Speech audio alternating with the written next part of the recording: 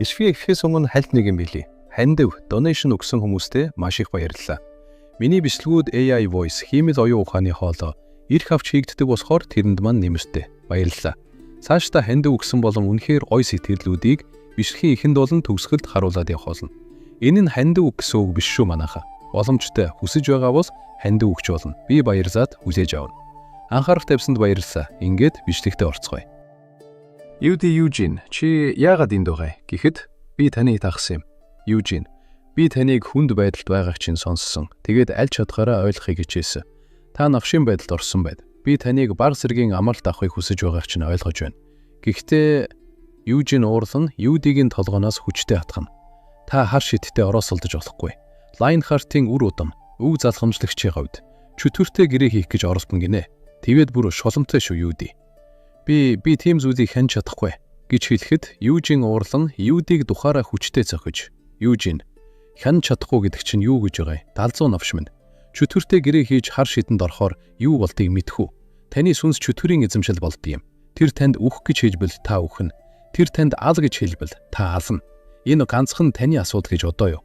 Та хар шидтэн болвол гэр бүлээ тэр чигт нь шившигтэй байдалд оруулна. Eugene үргэлжлүүлээд ганц тэрч биш. Тантай гэрээ хийсэн чөтгөр эцэг их дүүгээ ал. Тэгээд Lionheart-ийн эрдэнсийг хулгаал гэж тушаавал яах юм? Юди. Тэд нар бүх тушаалыг дагах шаардлага байхгүй гэж хэлсэн. Би миний ёс зүйг зөрчсөн ямар ч тушаалыг даахгүй гэж амласан гэж хэлэхэд Eugene. Ёс зүй. Тэр шулантай юу? Та чөтгөрийг лөө юм уу ээлх гэж одоо юу? Тэдэнд амлалт бол юу ч биш. Бүх тушаалыг дагах шаардлага байхгүй. Тийм ээ. Та амиа эрсдэлд оруулан тушаалыг дагахгүй бол шүү дээ. Гэхдээ та тэгж чадах юм уу? Та зориг гаргах байтугай. Арх болон зүүд ашиглаж бодит байдлаас цугтсан гэж загнахад Юди хэсэг чимээгүй байж байгаад Юди чи юу мэддэг болоод намайг ингэж доромжилж байгаа гэж ойлон дуурахад Eugene өө тийм танд өөрийн гэсэн асуудал байгаа шүү дээ те тэгвэл надад хэлээч хаа гэж ёчтой хэлв. Юди чи над шиг байх ямар болохыг мэдэхгүй. Чи 4 жилийн өмнөөс бүгдийнх нь анхаарлыг татаж ихэлсэн. Чи гол гэр бүлд үрчлүүлснээр аавын үрхийн тэргүүлэгчийн дэмжлэгийг авсан.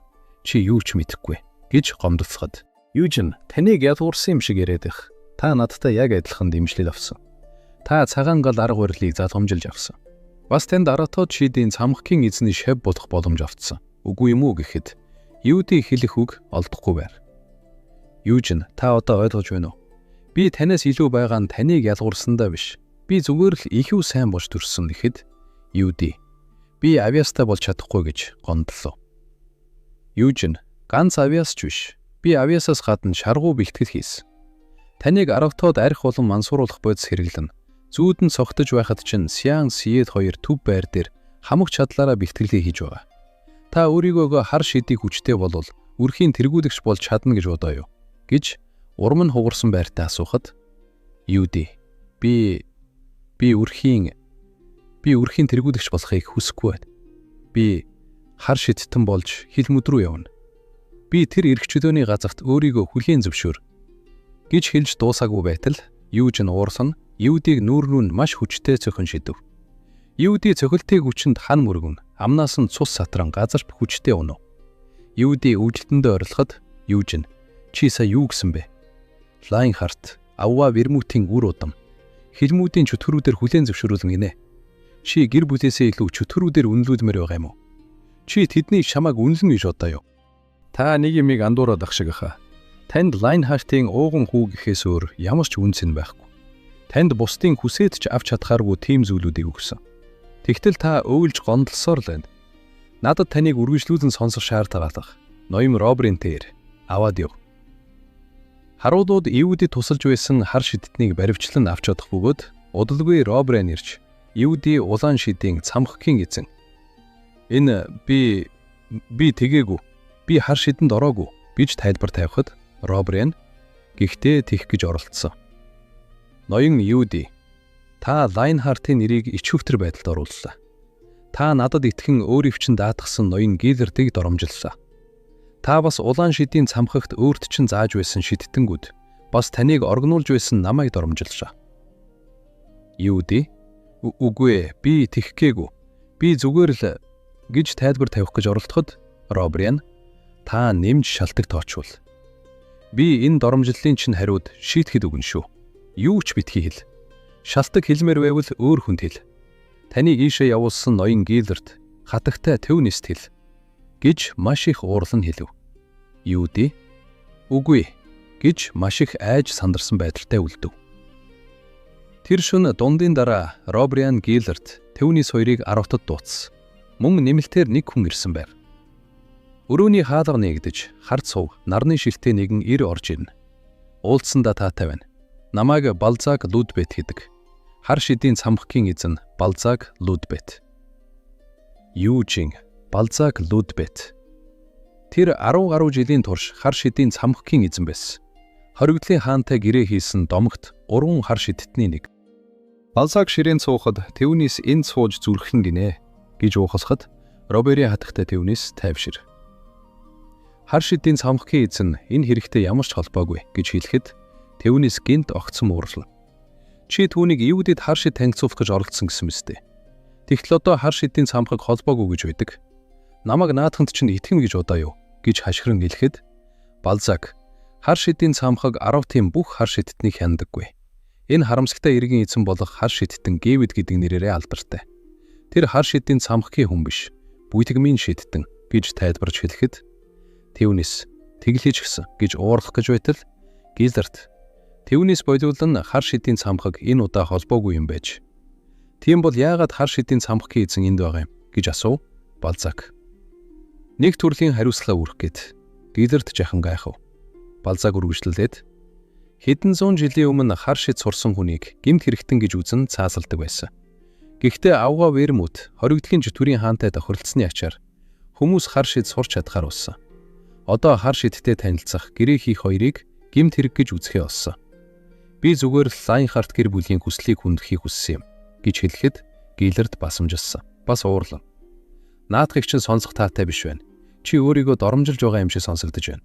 Чамд Лайнхарт гэр бүлийн нэр хүндээс болж тэгэх шаардлагагүй гэхэд Балзак тийм ээ. Би энэ хэрэгээс болж Лайнхарт гэр бүлтэй дайсагнамааргүй байгаа болохоор хариуцлага үрхээр ирлээ. Мансууруулах бодистой холбоотой гэмт хэргийг 10-ийн хуулийн дагуу шүүн. Мансууруулах бодисын нуувчинд байсан бүх хүн 10-ийн шоронд хоригдсон. Сакебасууд хүртэл шийтгүүлнэ. Тэгэхэд Төвнис чи тэгээд юу н хариуцлага яриад байгаа гэж асуухад Балзак би Гэвидтэй гэрээ хийсэн баруун хойн Олфор ноён Юдитэй гэрээ хийх гэж оролцсон.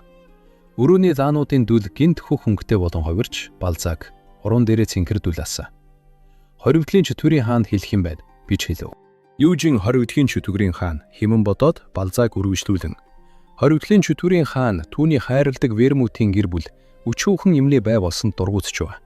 Тэр тэгээд хойн Олферийн толгойг таслахаар шийдсэн гэж хэлэхэд Юужин хоригдлын чөтгөрийн хаан муу хараад ицсэн нош Вермутийн гэр бүлийг хайрладаг гинэ гэж дотроо маш хэлэгнэж уурлахад Гиллард хүртэлд маш их уурлав. Гиллард уурлан шүдээ тас цуухад Балзак хуруугаа нясахад өрөөний гэрэл сэргэнэ. Балзак би дахиад бүхийн уушлагдах гомоор байна. Үрхийн тэргүүлэгчээ. Энэ таны уурыг намжаахгүй байх. Гэхдээ хар шидийн цамхаг болон хоригдлын чөтгөрийн хаан Лайнхарт гэр бүлийн дургүйслийг арилгах хүсэлтэй байна гэж хэлв. Гиллард хэсэг чимээгүй болов Балзак үргэлжлүүлээд ингэснээр би дараа нь та нартай илүү нөхөрсөг байдлаар уулзмаар байна гэж хэлээд Балзак судлаасаа босно. Михийн ёслоод ёчтой инээмсэглэн Юужинийг харахад Юужин түүнийг хурц харцаар ширтэв. Балзак хаадах хаан өрөөнөөс гарахад Гиллард толгоогоо барин гүнзгий санаа алдна. Гиллард Юужин уучлаарай. Чи түр өрөөнөөс гарч байгаач гэж хэлэхэд Юужин за гэж хэлээд өрөөнөөс гарав. Гиллард ноён Робериан бид нар маш том алдаа гаргаж миний хайхамжгүй зангаас боллоо гэхэд Робериан үгүй дээ би ноён Юудид хэтэрхий хатуурснаас боллоо гэж хариулахад Гиллард би Юудийг төв байр руу буцаагаад авч явна гэхэд Төвнис түүнийг төв байр руу авч явах хэрэг байхгүй үстэй. Юуди ямар хар шидэнд гүн орсон байгаа биш.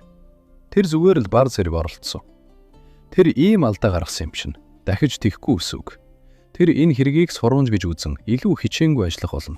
Тийм болохоор гэж хэлж тусаагүй байхад Гиллард Лайнхартын 300 жилийн түүхэнд гол гэр бүлээс хар шидтэн гарч байсан удаа байхгүй. Би шийдвэрээ өөрчлөхгүй. Юуди миний хүүч гэсэн.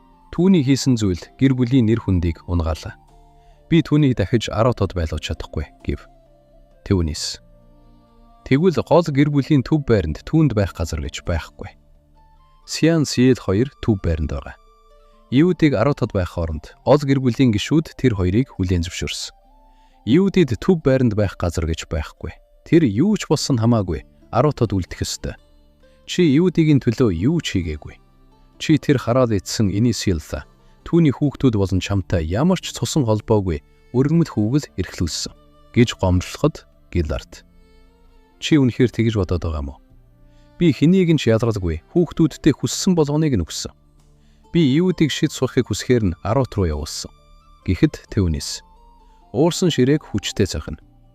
Чи үнэхээр Иудид анхаардаг байсан юм бол чи түүнийг ноён Робрианы шав болох тал дээр юу ч хамаагүй хийх ёстой байсан юм. Чи Иудиг буруу замаар явахыг гэдэгт санаа зовсон бол түүнийг хянах захир хүнийг хамт явуулах ёстой байсан юм гэж уурлав. Гиллард. Ууж байна. Божоод өгөөч. Лайнхарт гэр бүс.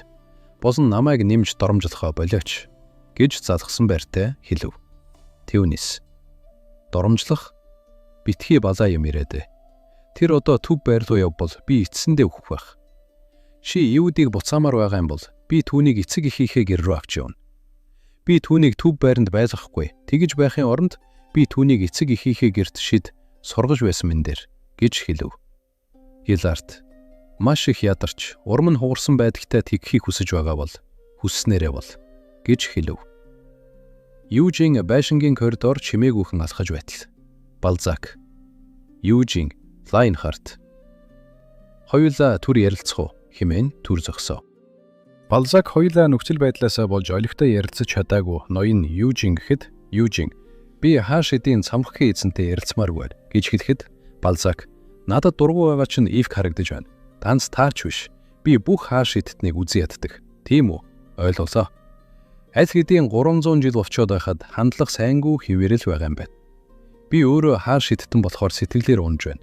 Үүнийг хэлэх ичмээрч гисэн би ямар нэгэн муу зүйл хийгээгүй. Чи хааш эдтнийг үзэн ядаж болно. Гэхдээ намайг битгий үзэн ядаарай гэж хэлэхэд Южин юм хэлсэнгүй. Балзак. Би чиний талаар сонссон. Хэдэн жилийн өмнө болсон чиний цус залхамжлах яслал дээр хийсэн зүйл чинь их алдартай.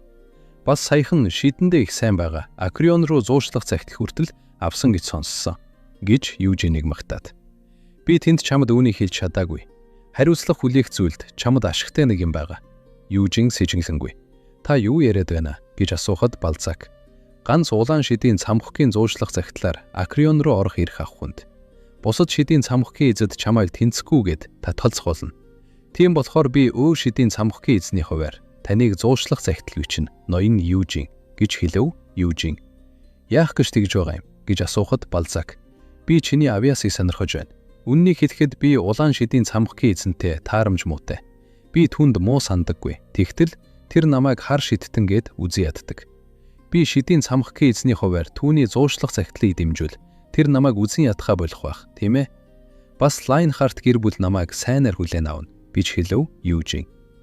Таныг бичвэл би тэрийг чинь авна. Гэхдээ тэглээгээд би тантай нөхөсөх харьцаатай байна гэсэн үг биш. Гэхэд Балзак. Чи намайг одоогийн хшгээ үзэн ядахгүй байхад болно. Би энийг л хэлэх гэсэн юм. Удаасныг минь уучлаарай. Гэхэд Южин. Та үнэхээр ахтай минь холбоотой хэрэгт холбоогүй юм уу гэж лавлан асуув. Балзак. Би хар шидтэн гэдгээрээ их бахархдаг. Чадваргүй хар шидтэн оршин тогтносон нь хар шидийг гутааж байна.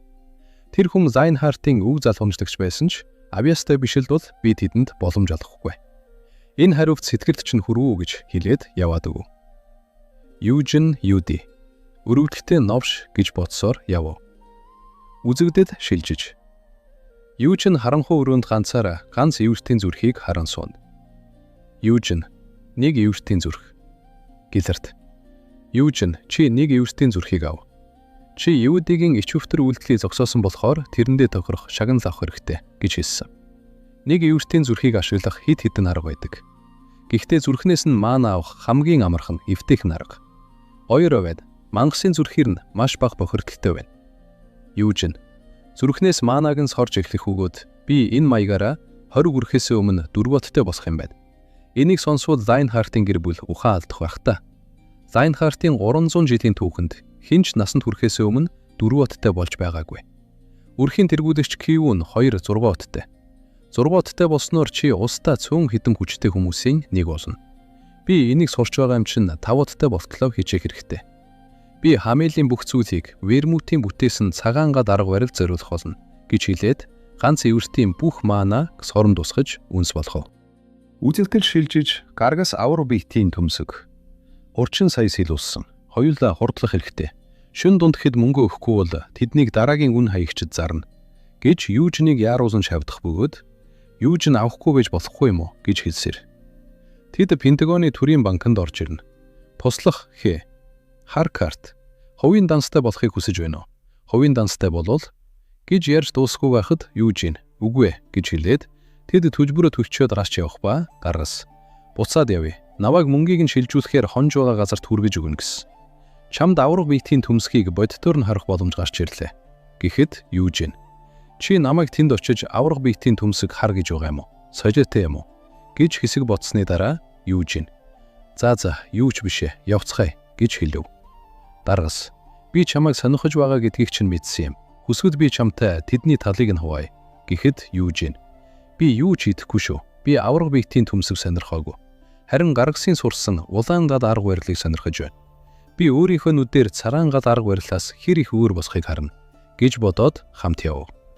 Юужин олон хөлийн газар руу хараад гинт нүд нь орой дээрээ гарч хашлаг даван үсэрнэ. Даргас тайхав. Юужин сандрна. Олон хүний дундуур маш хурдан гүйнэ. Үгүй байж үдэ. Арай. Юужин замдаа таарагдсан хүмүүсийг түлхэн урагш зүтгэх ба. Би албана гэж байхгүй. Тэр юр бусын цайвар хөх ягаан үс. Их хэмжээний мананаас болж ийм өнгөтэй ус.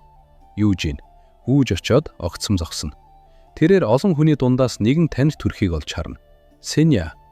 Юужин гайхаж сандарсан байдалтай урагш шивтэх бөгөөд түүний урд том малгайтай урд нийл ягаан үстэй охин цааш алхах модно. Юужин Сенягийн араас гүйцэж очин параас нь барих гэж байхдаа би юу гэж хэлэх вэ Сеня? 300 жилийн өмнөвтэйгөө адилхан байд. Тэгтэл би одоо өөр харагдаж байгаа. Тэр намайг танихгүй бах. Би хамээж байна. Вермутийн үр удам болж дахин төрсөн. Би ч хэлбэд хуцаж байх шив гэж хэлэх байх та. 300 жилийн дараа хүртэл би түүнийг хараад хэлдэг. Ааш муутай хിവэрэ байгаа гэдэгт итгэлтэй байна гэж бодон Юужин Сеня гэж хэлээд гараас нь барих гэж оролдоход барн шууд нэвт гарав. Тэрээр маш ихээр гайхна. Юужин сүс үгүй энэ шидээр бүтээсэн хий үзэнтэл байд гэж бодох мөчид Сенягийн хий үзэгдэл Юужин рүү алгуурхан эргэж харав. Юужин би Сеняд хамeel гэдгийг мэдэгдэх хэрэгтэй.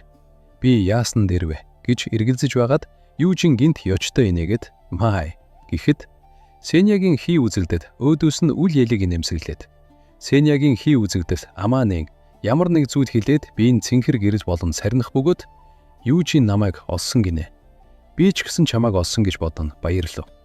Юужин олон хөлийн газраас холдон гүүрэн дээр ганцаараа зогсоод доош харанд бодлого ширнэ. Сеня амьд байна. Тэр тэгээд намайг хайхаар ирж.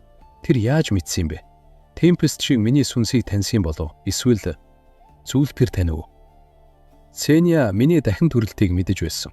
Над руу хий үзэгдлээ явуулсан гэхээр биеэрээ ирж чадхааргүй тийм нөхцөл байдалд байгаа гэсэн үг. Тэгвэл битүүмж. Тэр өөрийгөө тэгсэн юм байх та. Эсвэл өөр хэн нэгэн түүнийг тэгв үү? Хоригдлын ч төрийн хаа юм болов? Яадагч байсан тэр над дээр ирж чадахгүй гэдгийг ойлголоо. Чи энэ удаа намайг олж, дараагийн удаа би чамайг олох болно гэж амлав. Даргас Юужин чи яагаад яарад хүүгээд алга болчихвоо гэж асуухад Юужин чамд хамаагүй буцъя гэж хэлв. Тэд байрны гадаа ирээд Даргас намайг улаан гал арга барилыг харуулж байгаа мó.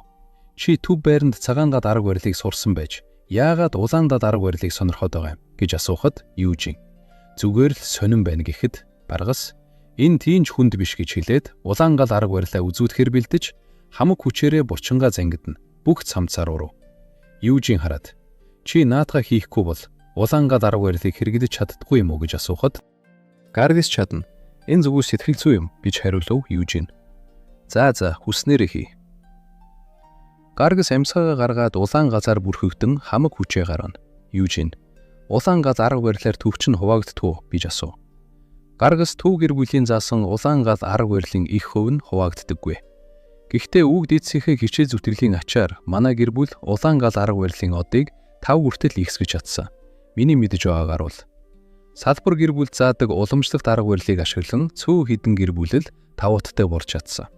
Би ч үсэн бэлтгэл хийн 2 уттай болсон гэж хариулав Юужин. Тэгэхээр Гаргас гэр бүлийн улаан газ арга барил салбар гэр бүл гундаа шилдэгт ордог хэрнэ 5 уттайс болт юм байна.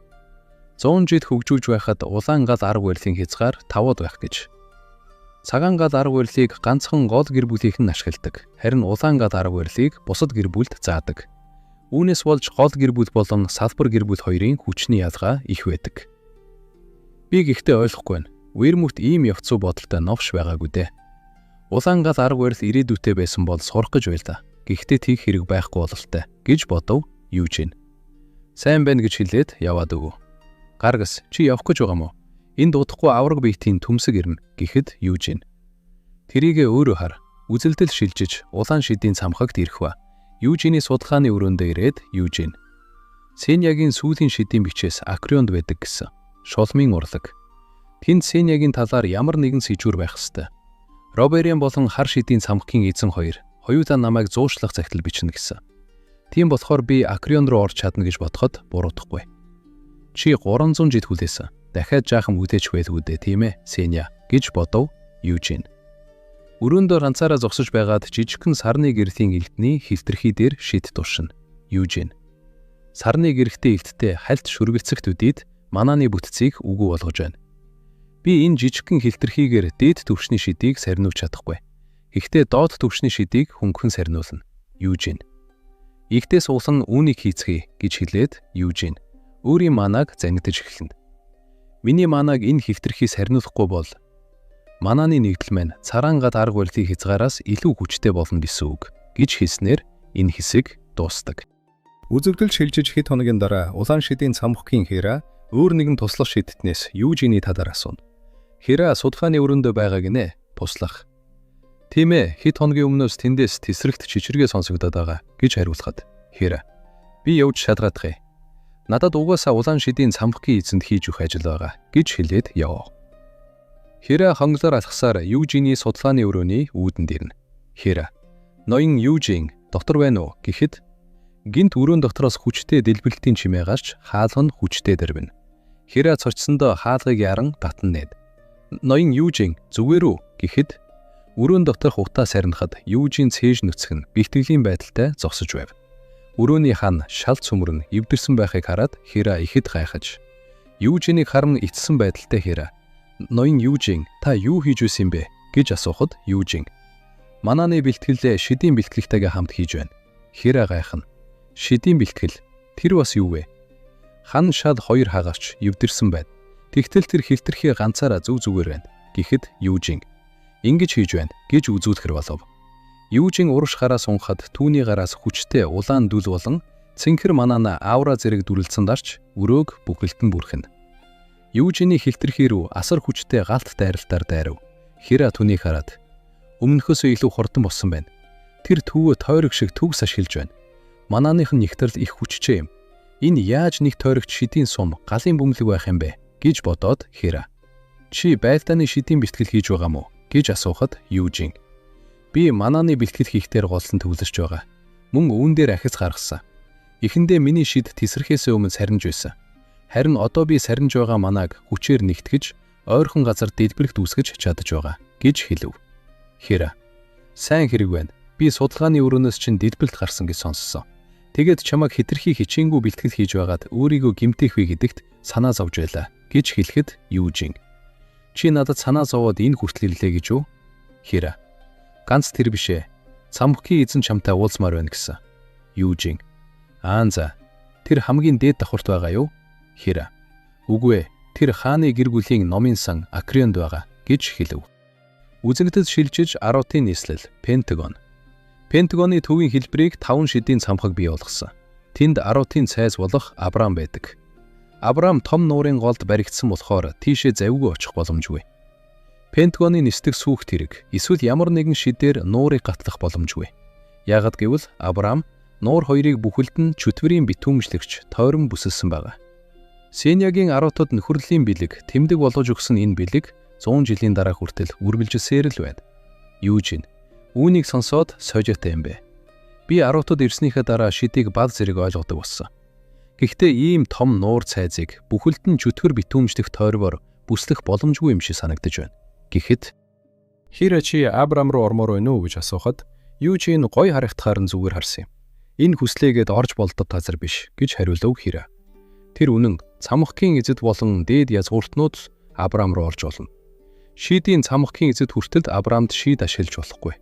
Хааны гэр бүл л ашиглаж болно. Цайзын шидтэнгүүд тэдэнд үнэнч байна гэдгээ андгаалдаг. Юужин түүний яриаг сонсон бодлого ширнэ. Тэгэхээр шидийн цамхгийн эзэд хааны гэр бүлд үнэнч байна гэдгээ андгаалаагүй гэсэн үг үү гэж асуухад Хира. Тэд нар ч гэсэн утгагүй тушаалыг биелэлдэггүй. Шидийн цамхгууд 10-д хоорондоо хамтарч ажиллах зөвшигцэлд хүрсэн. Цайз биш парламент шидийн цамхгуудтай гүн холбоотой. Цайз өөрийн гэсэн бүлэг шидтэнтэй. Тийм болохоор шидийн цамхгийн шидтэнгүүд парламент төдийл уулздаг. Шидтэнгүүд нэгнийхээ эсрэг гэсэн юм байхгүй л дээ гэж ярьсаар. Тэд парламентын асар том сүрлэг ордны өмнө ирж зогсно. Хира чамайг Акрион руу зууштах тал дээр 3 хүн татгалцсан. Цэнхэр шидийн цамхгийн эзэн, ногоон шидийн цамхгийн эзэн, шидтний бүлэгмийн эзэн. Чи тэднэрээр хүлээн зөвшөөрүүлж чадвал Акрион руу орч чадна. За би тэгвэл явлаа гэж хэлээд Хира явах гэж буй Юужинд амжилт хүсэн 2 гараа зангидна. Ноён Юужин битгий их сандраарай. Амжилт хүсье гэхэд Юужин инээмсэглэн түүн рүү эрхээ хурууга гоцойлхон харуулна. Үзэгдэл шилжиж Юужин парламентын том танхимд орж олон шидэнгүүдийн өмнө зогсно. Танхимд цайзын шидэнгүүдийн ахмад Тримдепел Визардо, улаан шидийн цамхгийн эзэн Робериан Серпис, ногоон шидийн цамхгийн эзэн Женерик Осман болон цэнхэр шидийн цамхгийн эзэн Хиридут үзлэн, царан шидийн цамхгийн эзэн Милкител Хая, хар шидийн цамхгийн эзэн Балзак Лукбет, шидтний бүлэгмийн эзэн Эдгард Гирон, аруугийн өв залхамжлагч Хүнзин Авраам нар сууж байх ба Юужин намайг Юужин Зайнхарт гэдэг гэж өөрийгөө танилцуулав. Авраам толгоогоо өрг. Би хэдэн жилийн турш чиний нэрийг сонссон. Би үргэж чамтай уулзахыг хүсдэг байсан. Юужин би Авраамын талаар сонссон юм байна. Өв залхамжлагч. Насанд хүрэхээс өмнө 5 тойрогтой болсон суут ухаантан гэж бодов. Хиридут Юужин Зайнхарт би чиний талаар их сонссон. Гэхдээ хар шидийн цамхгийн эзэн, улаан шидийн цамхгийн эзэн хоёр чамайг хүчээр зуушилж байна. Би чамайг авьяастай гэдгийг чинь мэдэж байна. Гэхдээ шид элдний урлаг хоёр өөр зүйл үстэй гэж хэлээд тэр 17 настай. Түүн шиг саяхнаас шид сурсан хүүхэд Акрионы зуушлах захидал авсан гинэ. Ийм байх боломжгүй. Ард нь ямар нэг юм байж л таарна. Улаан шидийн цамхгийн эзэн Лайнхартын үрхийн тэргүүлэгчийн хуучны янд. Бас хар шидийн цамхгийн эзэн Лайнхарттай дотносож саяхан болсон хэргийг нуухыг хүсэж байгаа байх хэмээн бодов. Юужин ойлголоо. Би тэгээд энд юу хийвэл Акрионд орох эрхээ авах юм гэж асуухад Авраам чи бидэнд шидээ харуулах хэрэгтэй. Энд байгаа мэрэгэн журамтай шидтнүүд чиний шидийг шинжих олноо гэж хэлв. Хиридут ер нь бол чи бидэнд эрдмийн ажил болон бусад судалгаагаа харуулах ёстой. Ихтэй чамд тиймэрхүү төрлийн юм байхгүй бололтой гэж басамжилсан байртай хэлэхэд Юужин ойлголоо. Би тэгвэл эхэллээ шүү гэж хэлснээр энэ хэсэг дуусдаг. Энэ удаагийн Part Mine инхүү тусаж байна. Лайк дараад, Softman subscribe хийж биднийг дэмжихээ мартаваа. Дараагийн бичлэг хүртэл түрүү иштэй.